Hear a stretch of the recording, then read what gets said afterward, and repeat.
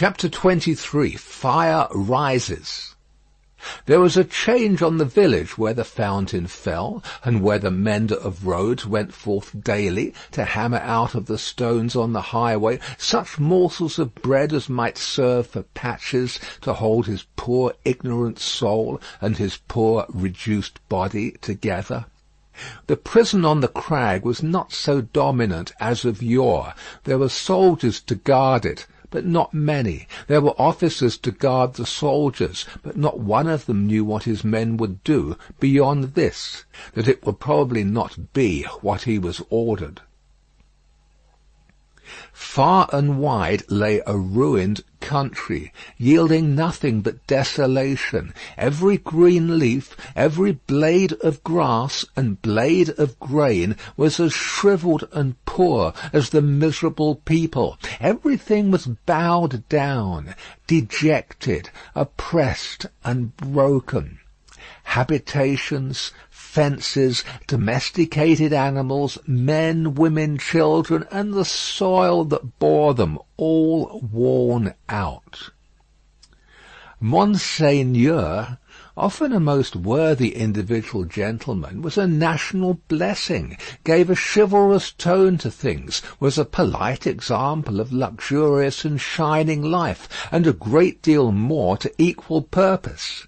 Nevertheless, Monseigneur as a class had, somehow or other, brought things to this. Strange that creation, designed expressly for Monseigneur, should be so soon wrung dry and squeezed out. There must be something short-sighted in the eternal arrangements, surely. Thus it was, however, and the last drop of blood having been extracted from the flints, and the last screw of the rack having been turned so often that its perches crumbled, and it now turned and turned with nothing to bite, Monseigneur began to run away from a phenomenon so low and unaccountable. But this was not the change on the village, and on many a village like it. For scores of years gone by, Monseigneur had squeezed it and wrung it, and had seldom graced it with his presence, except for the pleasures of the chase, now found in hunting the people, now found in hunting the beasts, for whose preservation Monseigneur made edifying spaces of barbarous and barren wilderness. No, the change consisted in the appearance of strange faces of low caste, rather than in the disappearance of the high caste, chiselled and otherwise beautified and beautifying features of Monseigneur. For, in these times, as the mender of roads worked, solitary, in the dust, not often troubling himself to reflect that dust he was, and to dust he must return, being for the most part too much occupied in thinking how little he had for supper, and how much more he would eat if he had it. In these times, as he raised his eyes from his lonely labour, and viewed the prospect, he would see some rough figure approaching on foot, the like of which was once a rarity in those parts, but was now a frequent presence. As it advanced, the mender of roads would discern without surprise that it was a shaggy-haired man of almost barbarian aspect, tall, in wooden shoes that were clumsy even to the eyes of a mender of roads, grim, rough, swart, steeped in the mud and dust of many highways, dank with the marshy moisture of many low grounds, sprinkled with the thorns and leaves and moss of many byways through woods. Such a man came upon him, like a ghost, at noon in the July weather, as he sat on his heap of stones under a bank, taking such shelter as he could get from a shower of hail. The man looked at him, looked at the village in the hollow, at the mill, and at the prison on the crag. When he had identified these objects in what benighted mind he had, he said, in a dialect that was just intelligible, "How goes it, Jacques?" "All well, Jacques." Touch, then." They joined hands, and the man sat down on the heap of stones. "No dinner?" "Nothing but supper now," said the mender of roads with a hungry face. "It is the fashion," growled the man. "I meet no dinner anywhere."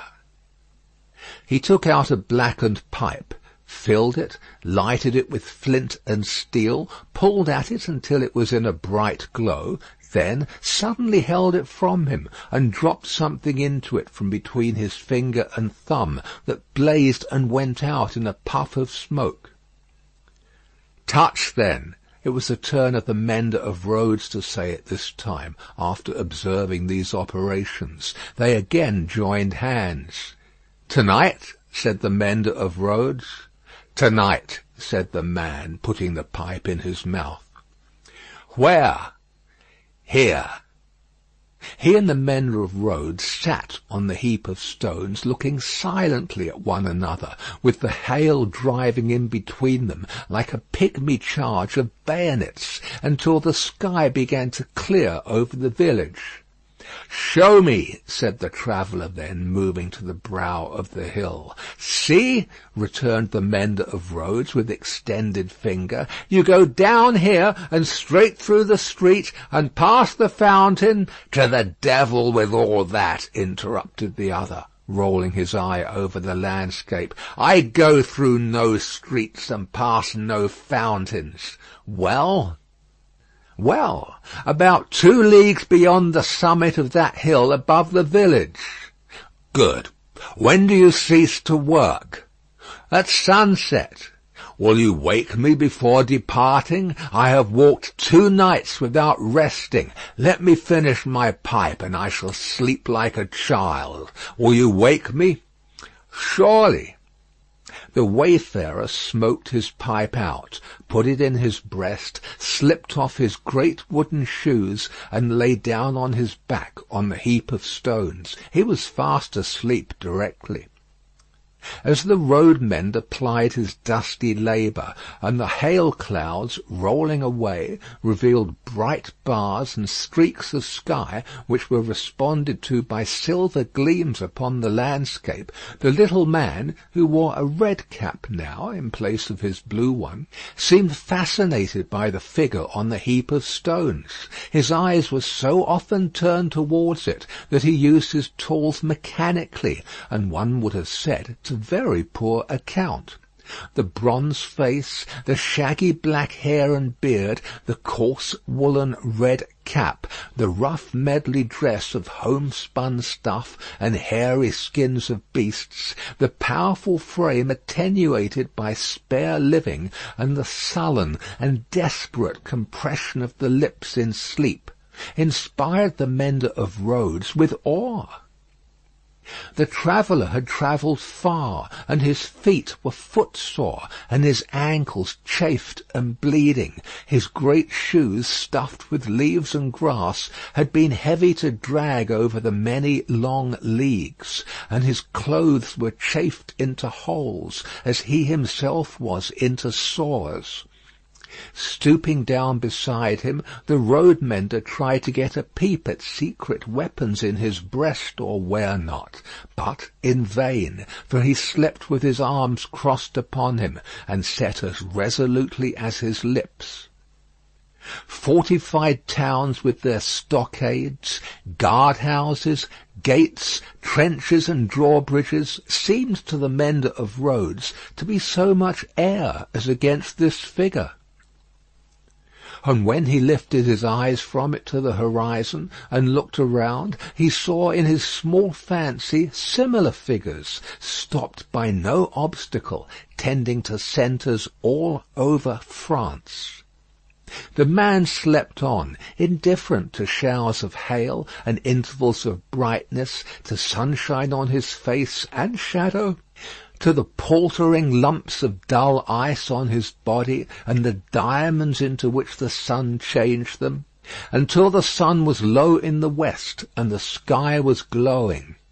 Then the mender of roads, having got his tools together, and all things ready to go down into the village, roused him. "Good," said the sleeper, rising on his elbow.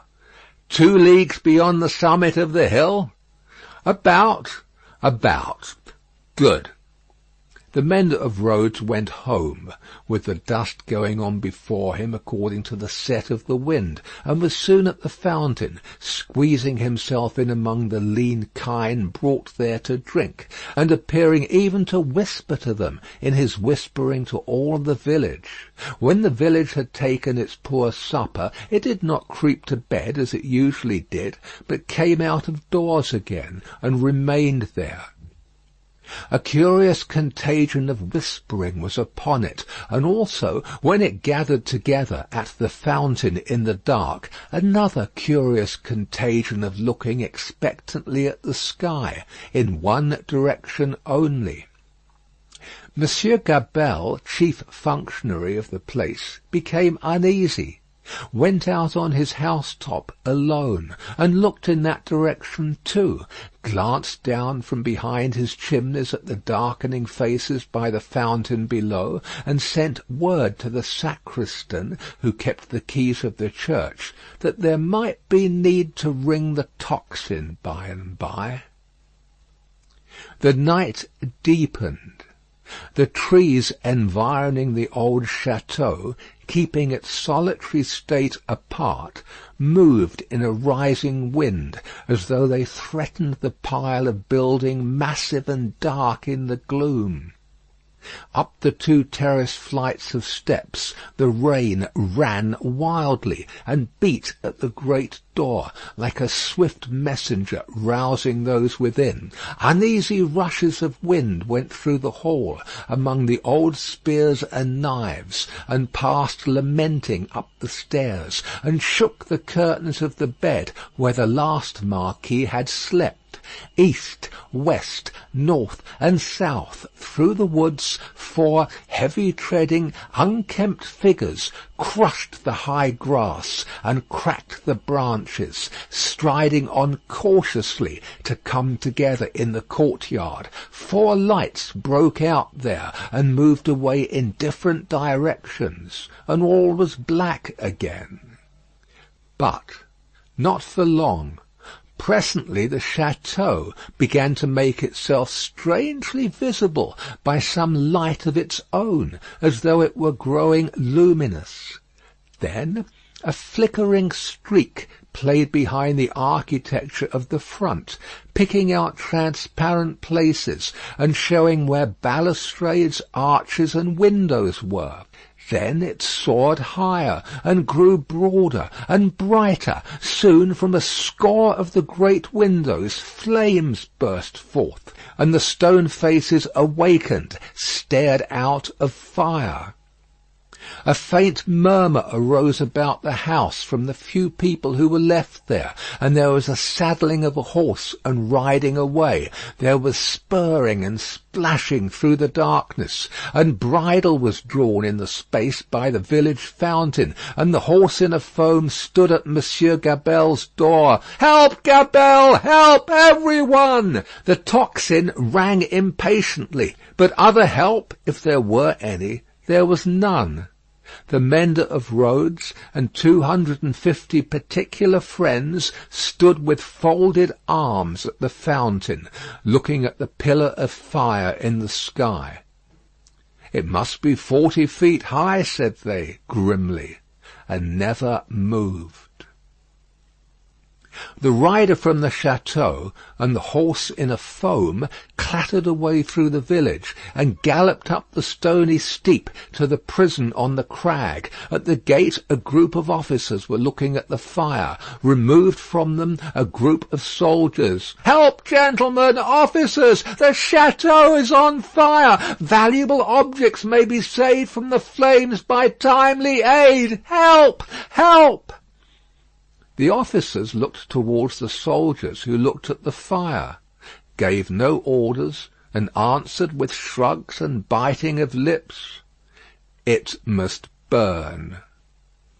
As the rider rattled down the hill again and through the street, the village was illuminating. The mender of roads and the 250 particular friends, inspired as one man and woman by the idea of lighting up, had darted into their houses and were putting candles in every dull little pane of glass. The general scarcity of everything occasioned candles to be borrowed in a rather peremptory manner of Monsieur Gabelle, and in a moment of reluctance and hesitation on that functionary's part, the mender of roads, once so submissive to authority, had remarked that carriages were good to make bonfires with, and that post-horses would roast. The château was left to itself to flame and burn. In the roaring and raging of the conflagration, a red-hot wind, driving straight from the infernal regions, seemed to be blowing the edifice away. With the rising and falling of the blaze, the stone faces showed as if they were in torment. When great masses of stone and timber fell, the face with the 2 dints in the nose became obscured. Anon struggled out of the smoke again, as if it were the face of the cruel Marquis, burning at the stake and contending with the fire.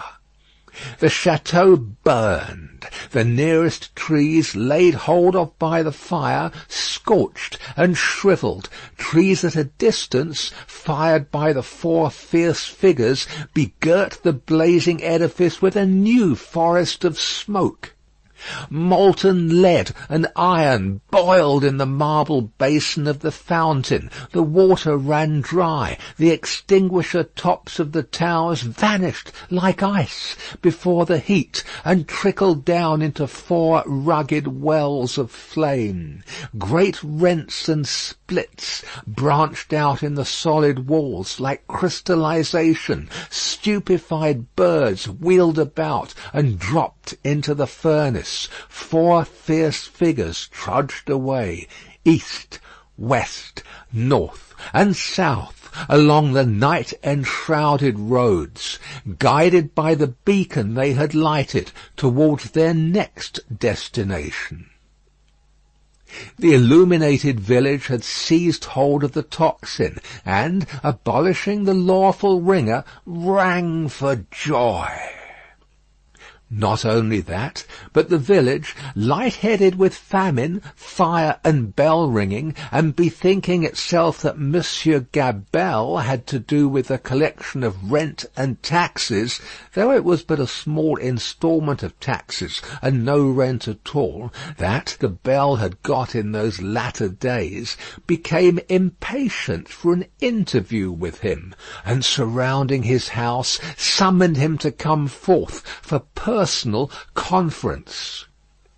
Whereupon Monsieur Gabelle did heavily bar his door, and retire to hold counsel with himself. The result of that conference was that Gabelle again withdrew himself to his housetop, behind his stack of chimneys, this time resolved, if his door was broken in, he was a small southern man of retaliative temperament, to pitch himself head foremost over the parapet, and crush a man or 2 below.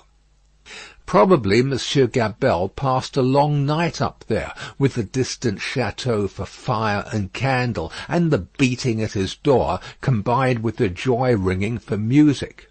Not to mention his having an ill-omened lamp slung across the road before his posting-house gate, which the village showed a lively inclination to displace in his favour. A trying suspense to be passing a whole summer night on the brink of the black ocean, ready to take that plunge into it upon which Monsieur Gabelle had resolved. But the friendly dawn appearing at last, and the rush candles of the village guttering out, the people happily dispersed, and Monsieur Gabelle came down, bringing his life with him for that while. Within 100 miles, and in the light of other fires, there were other functionaries, less fortunate, that night and other nights, whom the rising sun found hanging across once peaceful streets, where they had been born and bred.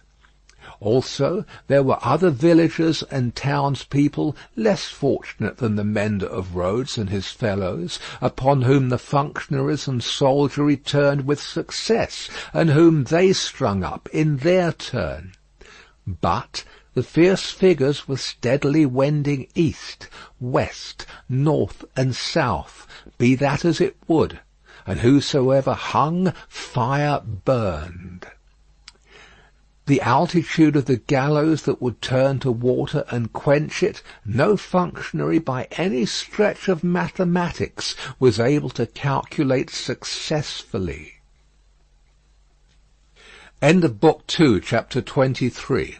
Recording by Paul Adams, www.yawnguy.com.